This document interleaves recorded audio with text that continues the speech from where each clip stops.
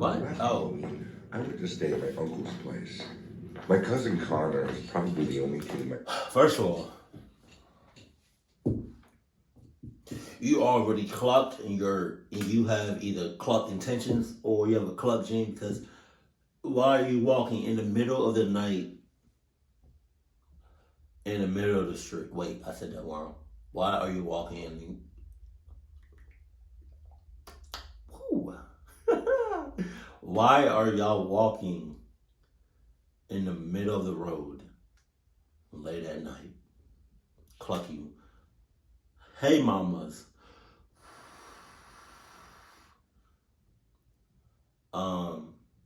Yeah, that's just, this whole scenery it looks really, really clucked. family. Get off me! Your All of nails! us are in middle school, so... I missed. Hold on. Now I gotta run it back. I'm sorry. Last Halloween, I went to stay at my uncle's place. My cousin Connor is probably the only kid in my family who I like to hang out with. Both of us are in middle school, so we click without any trouble. Wow. You're in middle school. What ages is that? Cause don't you start high school like at 14? Something, 13, 14? So I would say middle school is like what? 10, 11, 12, something like that. And they out there like that in the streets? Hell no. Connor is a fun-loving kid and always looks for adventure and pranks to make the most of his holidays. Wow. Being old enough to trick-or-treat, we were casually wandering around the streets. Every house was decorated with spooky Halloween props. Pumpkinhead candles were glowing on the porches. We took a right turn and left the neighborhood.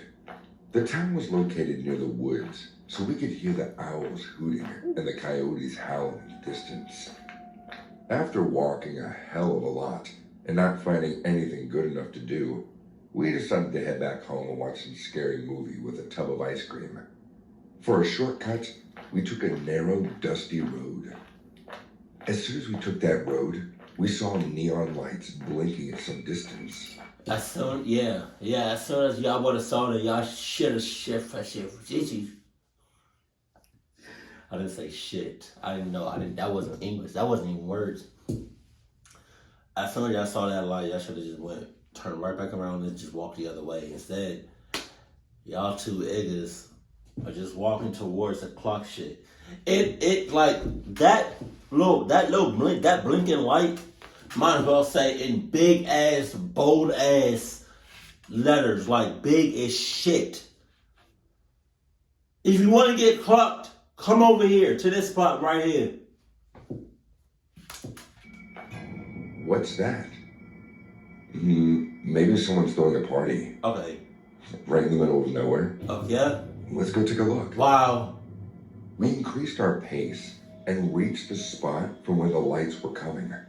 To our surprise, we found an old house embellished with Halloween decorations. That random to make ass. it look like one of those haunted houses you see in fairs or amusement parks. That random ass There was a house. signboard put up at the entrance that read, The true fortune teller, Lady Akuji, know your future with just a dollar. Connor looked at me and asked, hey, how much do you have? What? Are you planning to meet this Lady Akuji? Why not? Please don't tell me you're scared of this too. Anyways, this fortune telling is crap. Then why do you want to go in? Just to have some fun, sonny boy. Now stop whining and follow me. Not Sunny Boy. He pushed the gate open and we started walking towards the house. The front yard was filled with tall grasses that hadn't been mowed in decades. The house was rusty and had saplings growing all over the windows and walls. We stopped in front of its huge wooden door and knocked. 5 seconds went by and no one answered. That's long enough. I don't think anyone lives here. Let's go home. It's already late. Your parents must be getting worried. Hey, keep quiet. Be patient. A few seconds later, we heard footsteps inside the house. And then suddenly, with a loud creaking noise, The door opened. Welcome, welcome. A woman spoke from the darkness of the house, and suddenly, purple light illuminated from the interior. We stepped inside into the huge living room of the house. There were weird paintings on the walls. Creepy-looking broken doll heads were hanging from the ceiling. In the middle of the living room, a woman dressed in a black gown was seen sitting near a big round table. Her face was covered with a thin black veil. Everything about that house and that woman started to give me negative vibes. Oh, yeah? But we were... Oh, yeah? For real? You start to get negative vibes when you already inside the house. Clock you. Jesus. already inside her house, so I kept quiet. What? She gestured to the chairs placed on her opposite side, pointing to them with her bony fingers that had black. If I was her, I would have been like,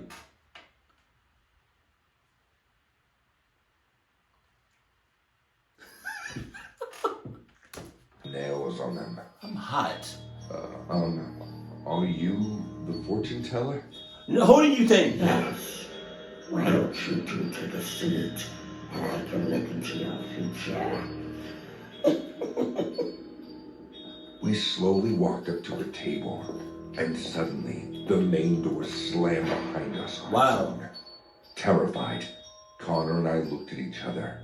Then the woman said, Oh, it's only the wind. Don't be scared. I would have been like, as soon as the door slammed and we didn't see nobody slam it, like, not no, like it's slammed and we didn't see nobody slam that shit. We would have looked at each other like, how did that happen?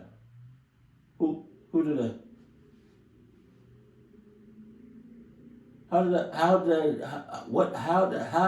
What? Who did that? Who? Alright. No, we're not scared. My ass. Maybe we should begin then. She had a glowing crystal ball placed right in the middle of the table. I just realized something. They're in middle school. They're kids. I have yet to hear about their parents or whoever they with. Try to contact them. Anything. Or vice versa. Oh my God.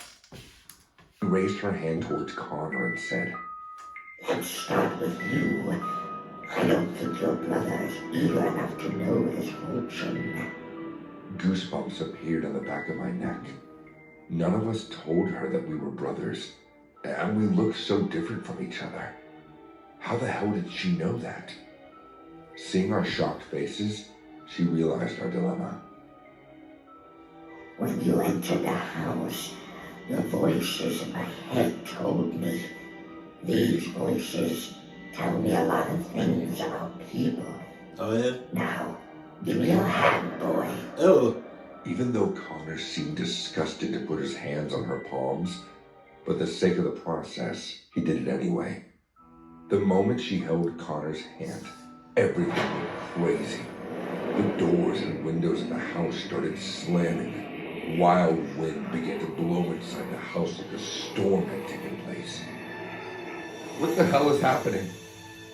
Connor screamed, and Lady Akuji started chanting like a witch. Dark is the night, white is the moon.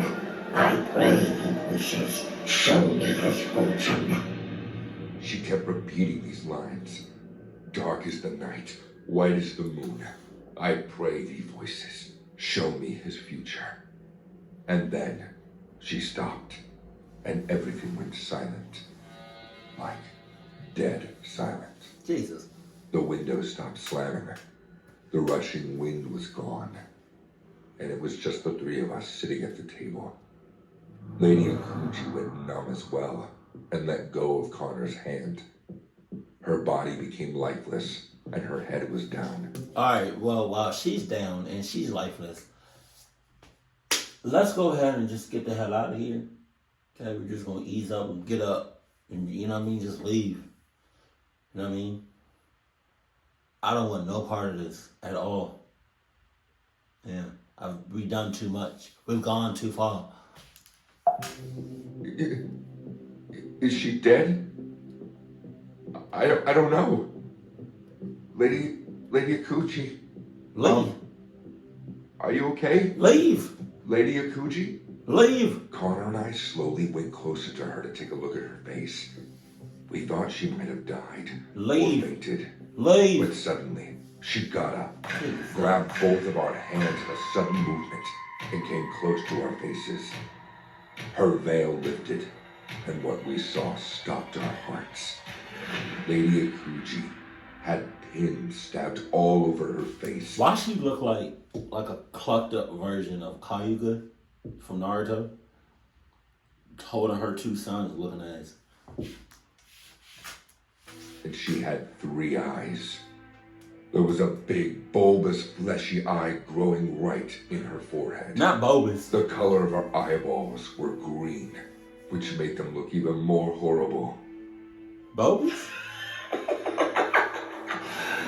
One is a savior, the other is in trouble. If you stick together, your time will travel. Beware of the lights when they come at you. Push one another, and you still be two. Saying this, She stuck out her tongue, and her head started to turn upside down. We could hear the crack of her bone with every snap of her neck. Her entire... Y'all had plenty of time to haul ass. While she was down, lifeless. Nah. face was upside down, and we couldn't stand there anymore. We both let out a spine-chilling scream. Oh, yeah. Ah! We both freed our hands from her grasp and started running for our lives. Lady Akuji's creepy voice kept yelling from behind us. one is a savior, the other is in trouble. If you stick together, your time will travel. Beware of the light when they come at you. Push one another, and you still be two. We left the house and the dirty lawn and almost threw ourselves onto the road. We ran until we reached the neighborhood. By that time, all the kids had gone home. Connor and I stopped to catch our breaths. We were panting in fear. Connor suddenly looked at his wrist and said, "Damn, that witch gave me bruises. Do you have them too?" I looked at my hands, and just then, I saw bright headlights coming our way. Connor and I didn't realize that we were standing in the middle of the road. And suddenly, Lady Akuji's prediction popped up in my mind. Lights coming our way. Push one another. Holy Mother of God. I screamed at Connor, "Move! Move away!" The car was just inches away from hitting us, but before it could, we pushed each other. We fell on the concrete surface, losing our balance. My knees got scratched and Connor hit his head. With a loud honk and screeching tires, the car stopped, and my uncle got down from it. "Bloody hell! Are you two all right?" "Oh, geez, I'm so sorry. I was so worried. I got up to a sudden speed." No. Oh, God, we're fine. Our uncle helped us get to the house. Upon reaching it, we didn't say a single word about where we were the entire evening. I would've. Or what we saw in that house in the woods. Our uncle was deeply saddened about almost hitting us, but he apologized to both of us again and again. He also said that if we didn't push each other at the right moment, something very bad might have happened to us. The next morning, Connor and I went to the same location where we saw the house Why? before. But to our shock, we found a completely abandoned house with no doors or windows left in it. Half of it had already collapsed to the ground, but the signboard was still there. The true fortune teller, Lady Akuji. Know your future with just $1.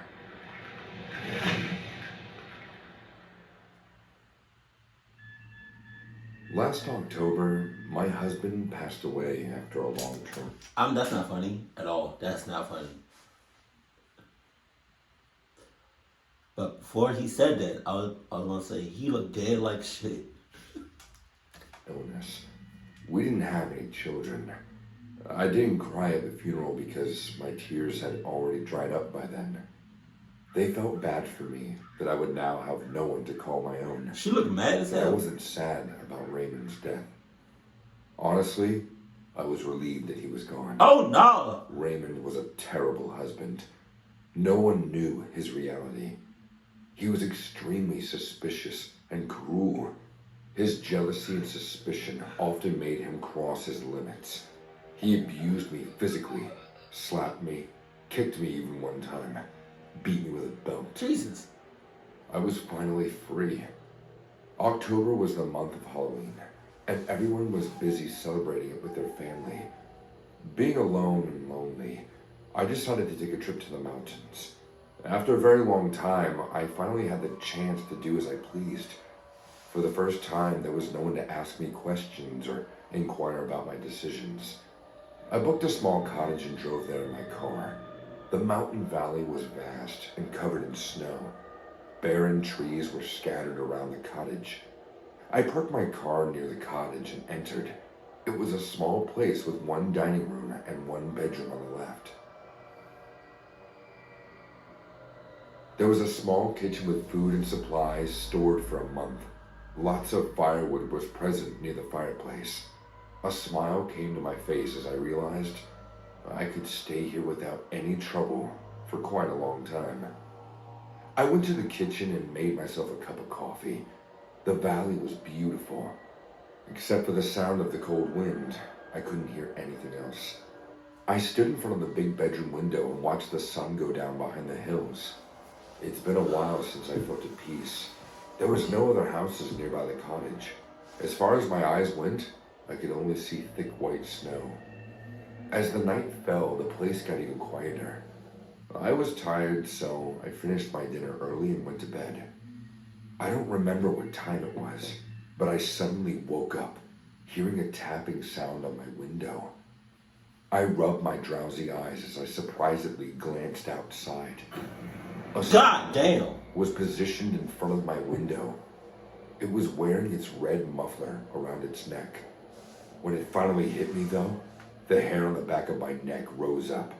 The identical red muffler looked like one that belonged to my late husband. God damn. It was his favorite and a must-have in winter. He took the body of a snowman? That's cold. That's real cold. Ugly. Feeling a little choked up with fear, I put on my coat and went outside. The chilly wind was blowing in the valley. I very well remembered that the snowman wasn't there in the afternoon. Did someone build it just for me? Despite my fear, I checked to see if the snowman was wearing the same muffler that belonged to my late spouse. I approached it and reached out to touch the muffler with my trembling hands. Suddenly, an ear-piercing scream echoed in the vast, empty valley, and I saw a black, shadowy figure running at me at full speed. God damn! I ran to my cabin and locked the doors behind me. My heart was racing. Drops of sweat appeared on my forehead. Who screamed? Who was that? Why was he running towards me?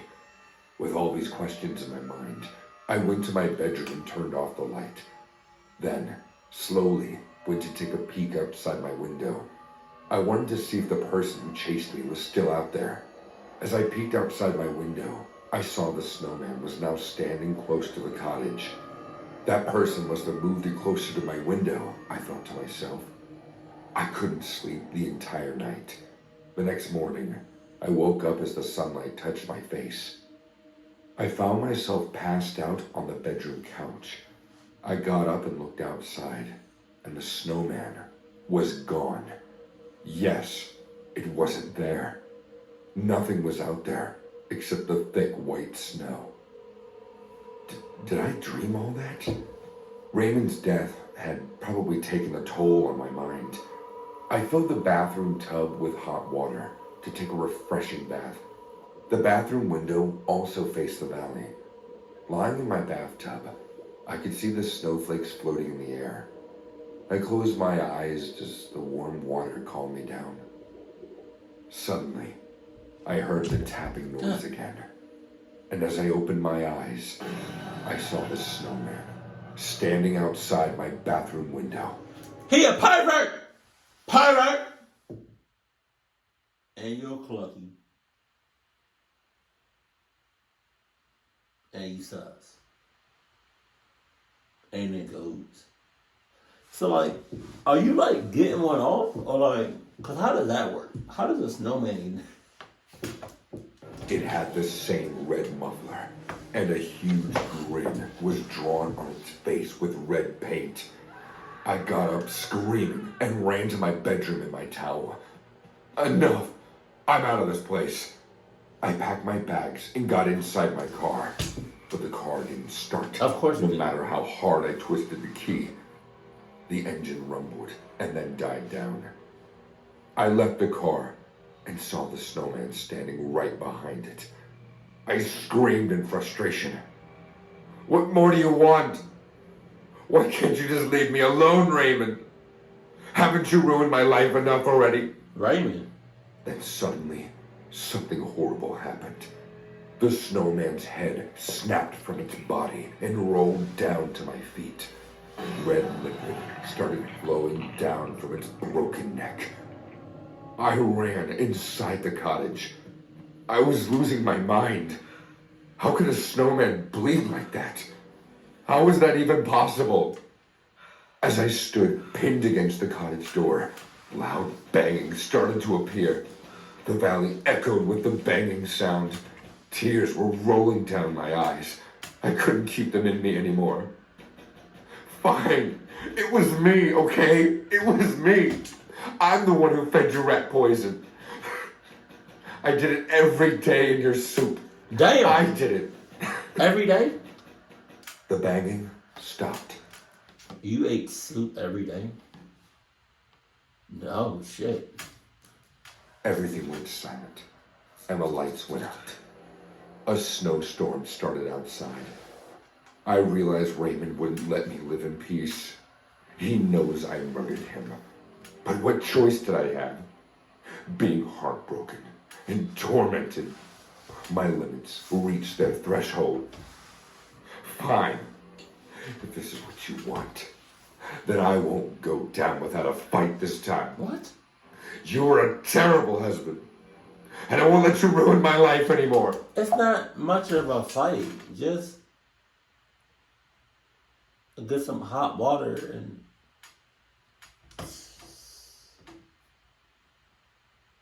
Or if you, you know what I mean, if you really want to be animated, get a big bucket of scorching hot oil. Yeet! It'd be over in seconds. I walked straight to the fireplace and waited.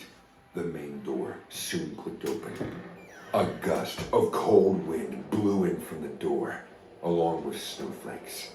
Then, with thumping footsteps, the living snowman walked in. It was grinning at me like a hound from hell. Its eyes were burning like red flames. The red muffler around its neck was dripping blood on the floor. The snowman opened its mouth and said in a demonic voice, "You are mine, Serena. If I..." How? Again, you're snow. All you need is some hot water. If that, it don't even have to be that hot. "I can't have you. No one will. No one will." Saying this, it came at me, stretching its twig-made hands. It wanted to choke me to death, but before it could touch my body, I snatched the muffler from its neck and threw it into the fireplace. Once the muffler caught on fire, the snowman started screaming in its demonic voice. And